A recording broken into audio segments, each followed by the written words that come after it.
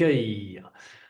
Hi, everybody. Welcome to the Beyond Interior Design podcast, episode 41 already. And this is going to be a special one because the last few, years, we got so many questions from interior design professionals about how to come to the next level, how to delegate tasks, how to increase your value, how to attract the right clients, the ideal clients.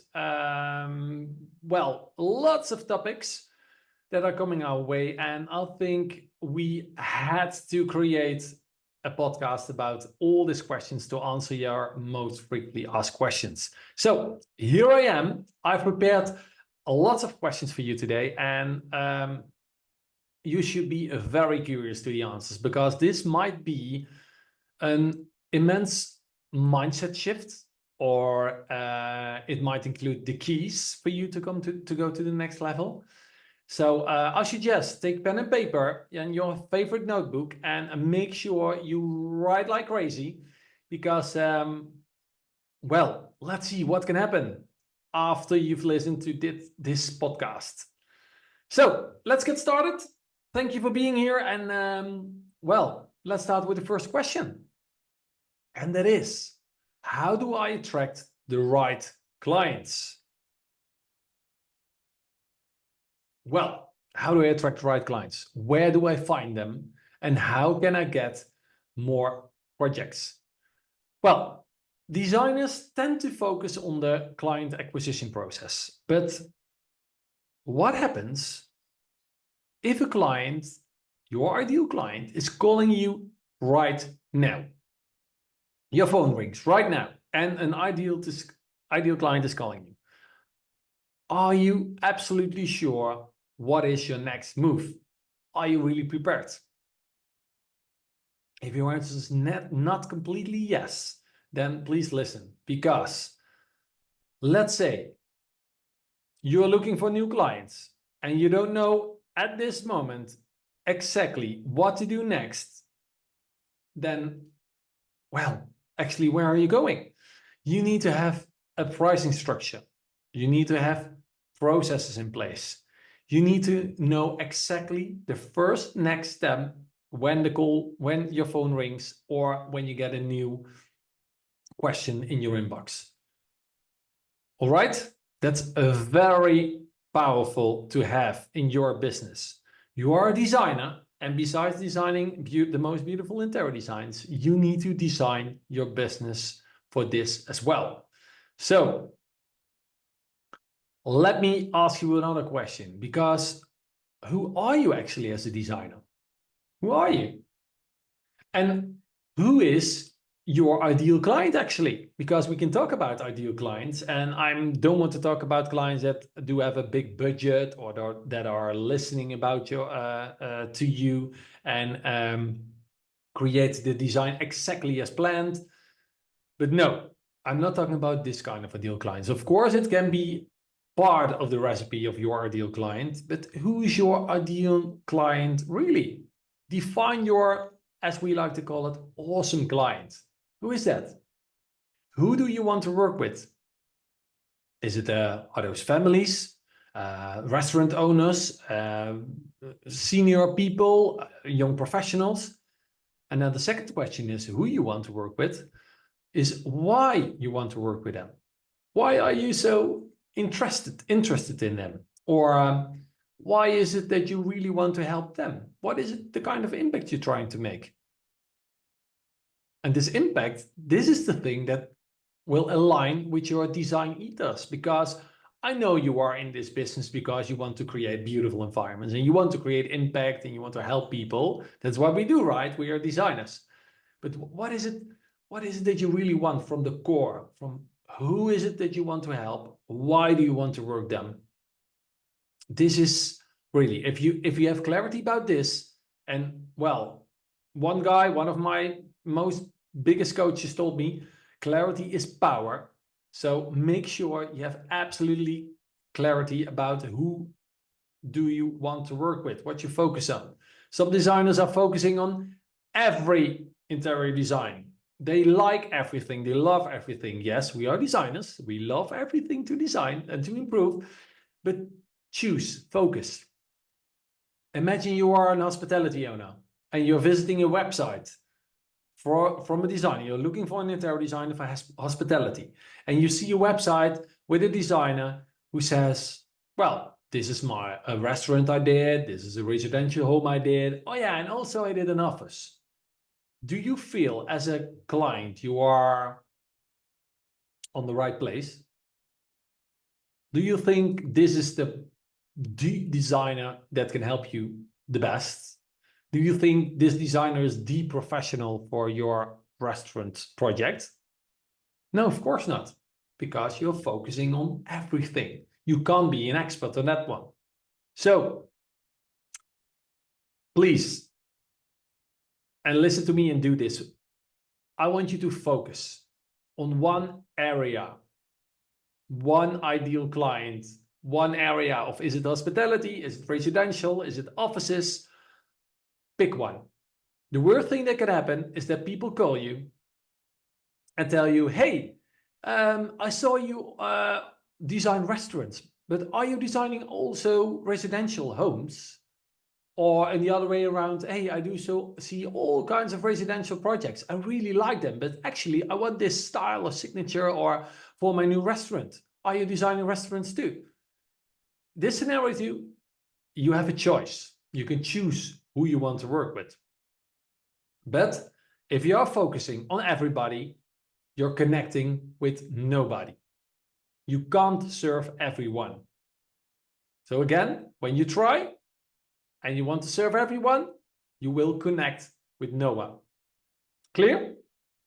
So what can you do then to make sure clients don't leave your website without engaging? Well, have your clear target audience. Again, hey, your awesome client. Why do you want to help them and what can you solve for them?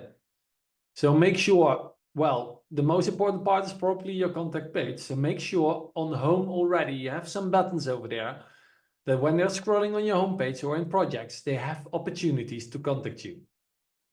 You don't want to search for the contact button. So make sure it is there to schedule an appointment or to take the first next step, whatever, make sure you have it. And probably, well, let's say again, you're focusing on hospitality and maybe you have an ebook. You have something, an online document, a PDF, a checklist or whatever, something as a free gift for them to get to know you already, to learn from you, to get your vision, to feel connected already. And that could be a wonderful first step to get more in touch with them. And as well, if they are asking for your ebook, you can ask them again, hey, did you like my ebook? Or I saw you were visiting the website and you were commenting somewhere. How can I help you? So position yourself in the market through your core values. Really do that with make it social proof. Get testimonials. If you are in the restaurants, make sure you have restaurant testimonials or people at least talk about hospitality in your blog, on whatever. Make sure when they enter your website, they feel so understood. Yeah, you might write down this sentence too. Make sure your client feels understood instead of they understand you. Very important. Make your client feel understood instead of they understand you. They need to feel they are in the right place. They need to feel like, hey, this is the designer who gets me what I want. I'm in the right place. I know how this designer will fix it for me. And yes, it's worth the investment. All right. Communicate your worth, especially focused on one ideal audience, your awesome client.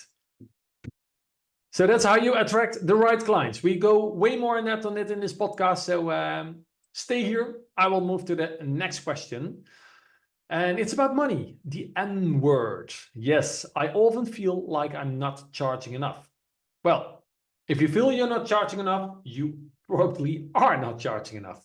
But how how can I really confidentially ask for more? How do I fix this? Well, I've never worked with an hourly rate, to be honest. I never worked with an hourly rate.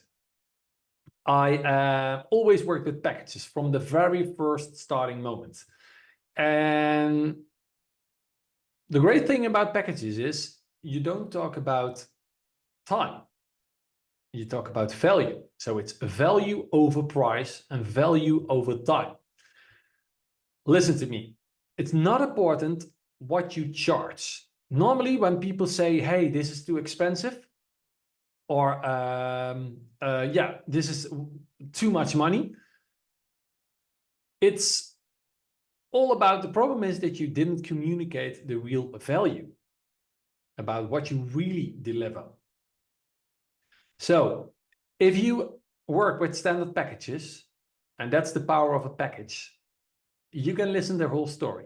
You can summarize their pain points. You can summarize the solutions they want. You can summarize the ultimate outcome that you can create for them. You can advise them like, hey, look at me. I work with 3 packages. Which one is fitting you the best? Or even better, you can tell them like, hey, I have 3 packages. This one is way too much for you. This one will not get you what you want, but this package in the middle, this is made for you. I think this will solve all your issues. This will give you the outcome you want to have. So let's start working with each other. And it can be this simple. Then the funny thing with packages is most of the time it's not about yes or no with the interior designer, or even worse, they need to wait for your proposal. Hey, you need to create this document with all your design fees and explanations, and you probably will send them a few days later. No, when you have packages, you can sell them at the table, and they just pick the right package for them, and you can have the deal at the table. That's a very powerful, very magical, right? That's the ultimate outcome. If you have a design meeting, you can drive home with a new assignment, and preferably with a good, awesome client. So another thing is, so that's about value over price, value over time. It's about the value. Another way what can happen with packages that you think, and you already can experience that you spend way more hours on the design than planned, or on the creation part, or whatever. And that's not a good thing. You spend way more hours.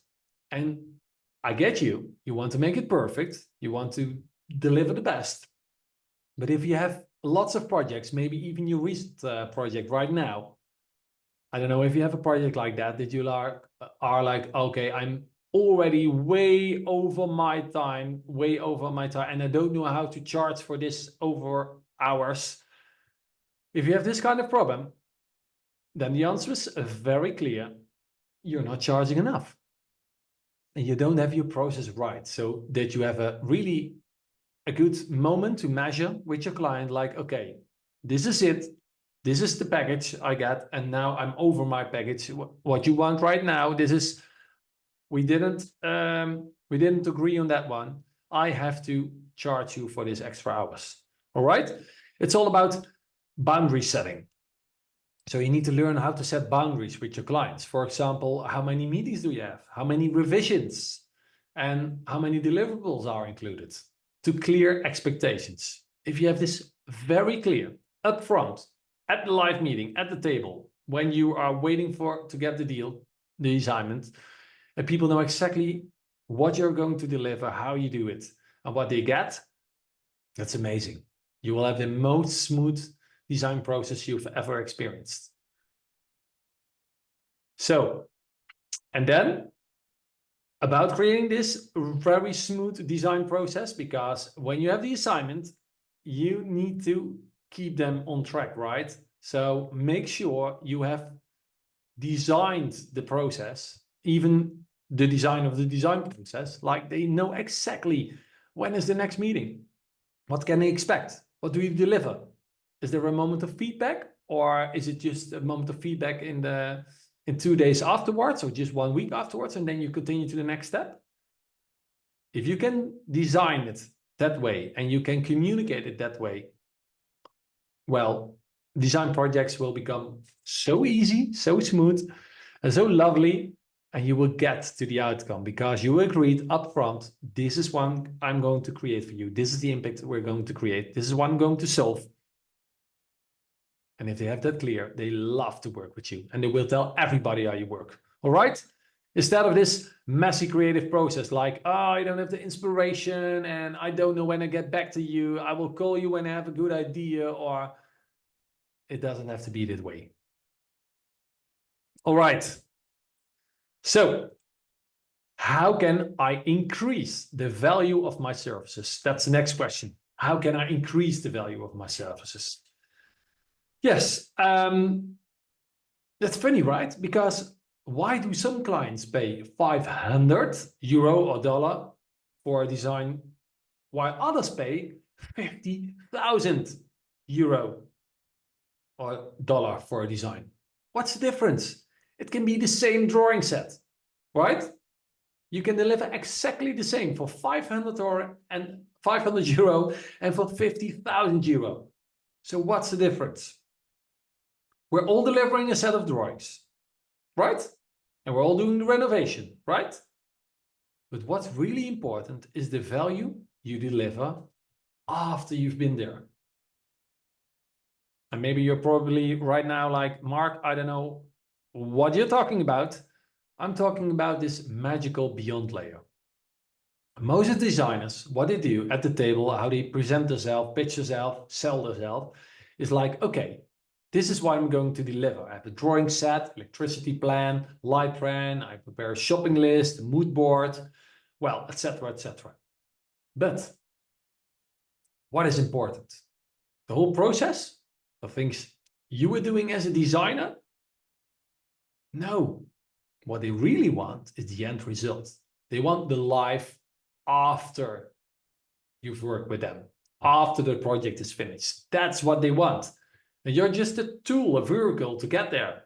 So don't be very, well, of course you need to be passionate about your work. They need to feel that this is what you do and what you love to do most. But make sure you know that what's very important for them is the end result.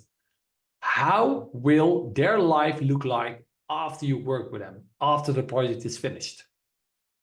How can they live in this beautiful designed home? How will life look like? How will you improve their lifestyle according to what they do have now? Close that gap. How will the employees feel in the new office? Are they healthy? Are they happy? Does this office actually work? Tell them how what the effect will be on the branding of their office, or tell them what would be the experience for the new restaurant if you are going to design the restaurant. What will the clients experience? What will happen to the employees, to the owner? How can you make this business thrive with your expertise as an interior designer? So, very important, right? The beyond layer. That's what we call beyond. Talk about the end results after you were there, after you did your job, your magic. Talk about that. If you know how to handle this, you're ready to go. This will be your breakthrough with your interior design firm. So how do you position yourself, your service, to increase your fee, to get a higher fee? That's the question. So beyond. Next one. Do I really need to do everything myself? Well, it's about outsourcing, doing what you love to do most. How do I know which part of my business I should focus on and what I can delegate? Yeah. 2 weeks ago, I was at a Tony Robbins event, Unleash the Power Within. It was in Cologne in Germany with 13,000 people in an arena. It was the 4th time I'm attending this event. Last year was in Birmingham, and in Corona time it was online. But even then, magnificent. And one of the best takeaways I got, and maybe it sounds silly for you, but focus on what works. And the one-liner that comes with it is like, where focus goes, energy flows. Where focus goes, energy flows. You might write that one down. Where focus goes, energy flows means if you are focusing on what's missing, what's frustrating, what you don't know how to solve it, what is it that you get? You spoil your energy, actually. It's an energy drain when you're focusing on what doesn't work the whole time. If you're starting out with your business, you're just a startup, or you are on a level right now in your interior design firm in your business, and you're like, well, if I knew this 10 years and somebody told me I'm still stuck on this level, you probably didn't even start your business. But if you are on this kind of level, maybe this might be your clue, your missing key. Focus on what works. Because you are on a certain level right now, but see it from a distance. Go in that helicopter and look to your business from above. What works really well? What is it that you do best? What is it that you love to do the most? Most of the time, that's the same thing. Focus on what works, because what is it that I told you about focus? Where focus goes, energy flows. So if you're focusing on what goes well, what do you think that will happen? Yes, you're doing more of what works. And what happens when you do more of what works? It works, so you go to the next level. You achieve more. You achieve better results. Your clients will be happier. Your business will thrive. This is, well, I told you, this wasn't. I knew this sentence. I knew this one-liner. I knew this kind of trick, your mindset, that I had to have this perspective on my business, but this changed a lot already the last 2 weeks. So make sure you do that and see what happens. And well, more in depth on that one. How do you decide where to invest your energy, and when to let others take it over? I told you, probably what you love to do most, what you do best, that's what you want to focus on. So do what you do best and hire the rest. And the funny thing is, and the result is, the inevitable result is, when you do what you do best, people would love to invest in you. You will raise your value, you will raise your service, you will raise the quality, you will raise the impact, and people are willing to pay way more for you because you become the professional. What is it when you have more money? You can invest, you can hire people. So do what you do best and hire the rest. And in case you want to hire somebody right now in your business and you think about, hey, where to start? It's very important to systemize your business, because if you have systems in place, like, okay, when this happens, this is my first next step, you can automate things or you can outsource things. So that means if you want to focus on the creative parts of your business, first you need to systemize a little bit of your processes that you can communicate to somebody else, that somebody else can do the job for you, and you will have the freedom, the creative freedom, and probably the financial freedom as well, to make your next move where you want to be. All right, social media. Yes, it feels like a core, right? A job, a burden, social media, but you know you need it. And how do you make it easier for yourself and more effective without spending all your time on social media? All right, what I learned from my coaches in the previous years, there are 2 things to work on, to focus on in the business. And those are the 2 things. Write them down. Innovation, that's one. A second, marketing. And well, in terms of social media is marketing. You need to make yourself visible out there in the field, online, offline, wherever you go, you need to be visible. And probably, maybe I heard a lot of designers that are busy with marketing companies. And of course, I told you, marketing is one of the important keys of your business, besides innovation. But if you start working with marketing company, they will ask you the same questions as we already discussed. The first question will be, hey, who are you as a business? What kind of business do you have? Who are you as a person? What is it that you deliver? And who's your ideal client? If you can't answer those questions right now, outsourcing is a waste of money. You have to have clarity on that before you work with a marketing company. So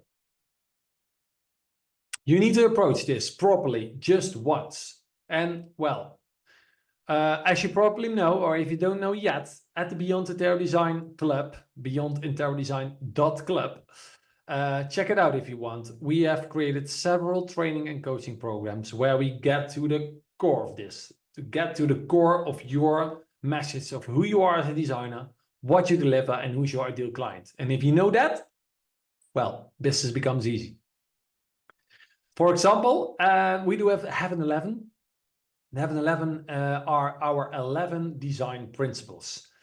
And our coaching members that are in the Beyond Interior Design Club, they see once they have these design principles in place, it serves as a kind of foundation for social media as well. If you do have 11, well, a year has 12 months, obviously. So if you have 11 design principles, you could say you have every month you can post a design principle. And the design principle is about you as a designer, what you stand for, what you solve, your kind of secret recipe to see how to feed things, how to solve things with interior design. So if you have 11 posts, I told you once a month you can post already, but you can leverage that big time because you can make a graphic out of it with a picture or an infographic, or you can put the text out there. You can create a video of it.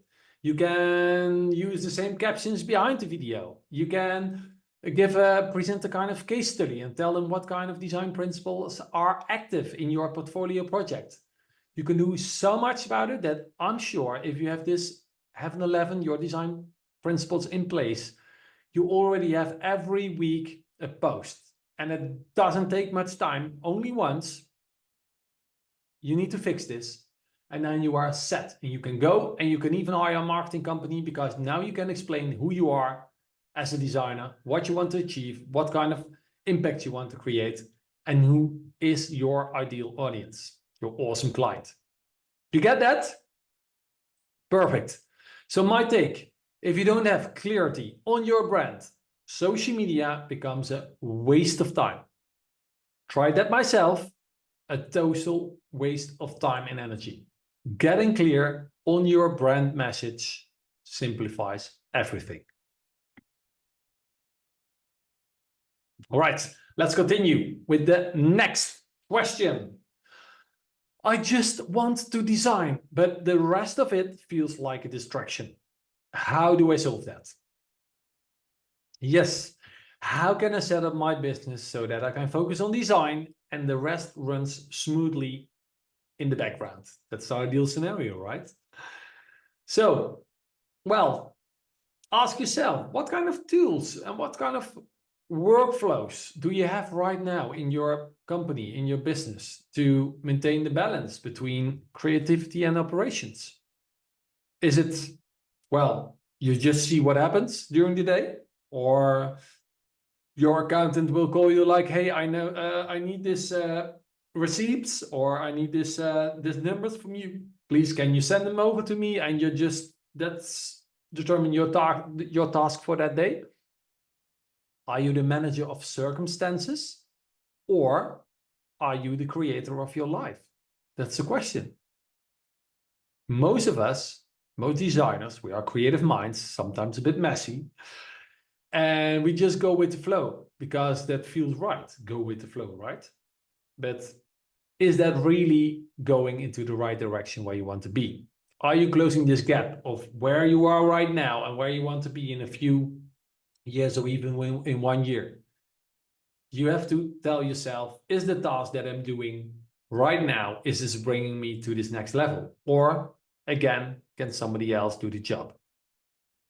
You need a system for that. You are a designer, so that means you can design your own business as well. Make sure you have processes in place. So it will save you great amounts of time and you can focus on your design if that's what you're up to. So if you feel a bit overwhelmed about all these tasks of being this entrepreneurial designer with administration, with assisting the construction, about creating shopping lists, the styling, the photo shoots, the marketing, the social media, the Google Ads, probably with your marketing. If this feels a bit overwhelming right now, make sure you get a clear focus on what it is that you would love to do and what somebody else can do, and see, again, like, do what you love to do most and hire the rest. Number 8, how do I grow my interior design studio without losing personal touch or creativity? Yes, this is a kind of subtitle with this question. How do I grow my interior design studio without losing personal touch or creativity?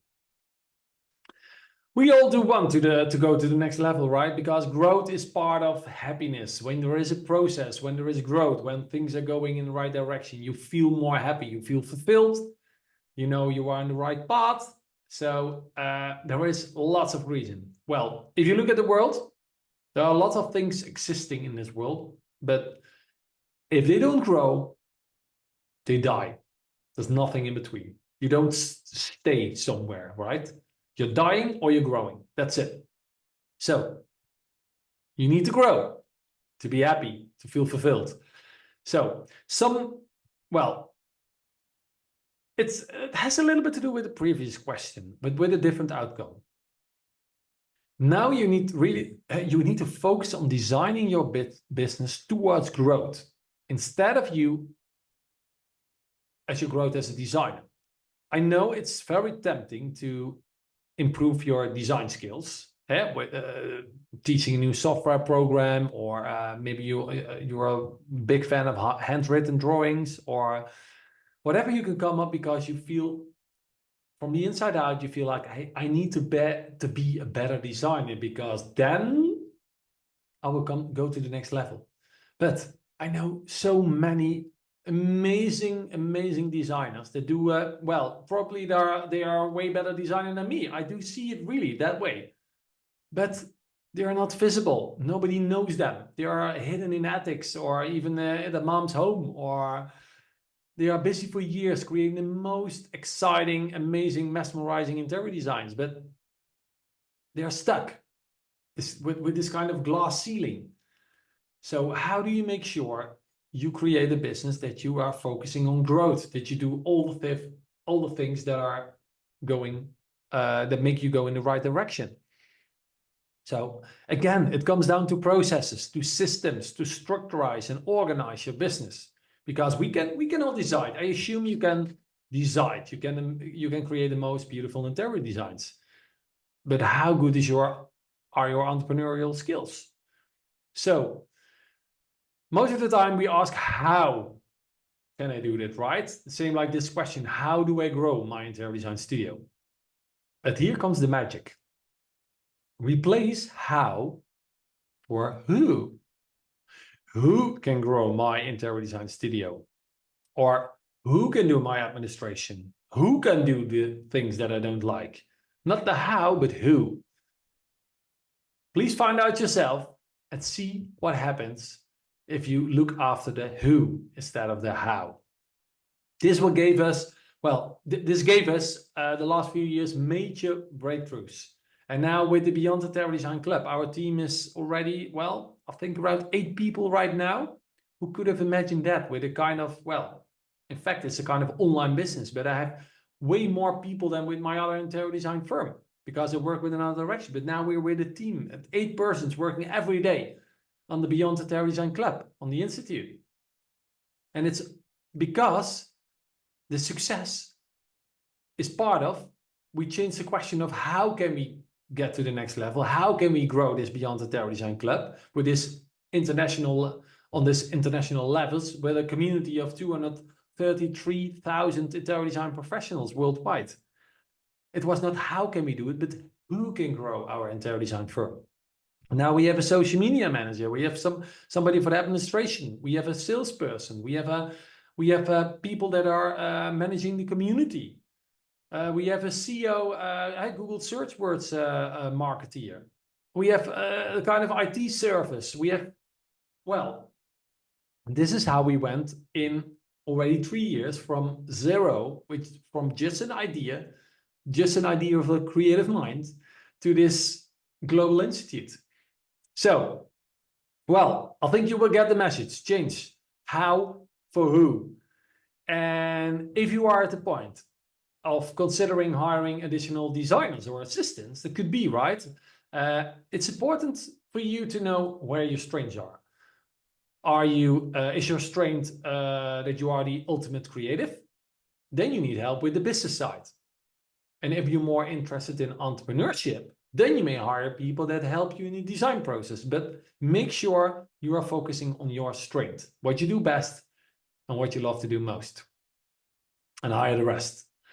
Stay true to your original vision. That's very important, and design philosophy, because authenticity wins always. Stick to your true core values, because if you're doing things that feels like a trick, or feels like, well, somebody told me that if I do that, my business will go to the next level. If you don't feel it, if it's not really you, it doesn't work. Maybe it works for a while, but in the end, it will come back to you.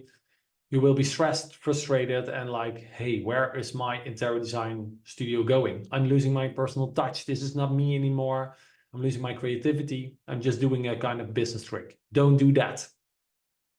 With our institute, with our training programs, we make sure we will use your authentic powers, because that is, in fact, what makes you unique, right?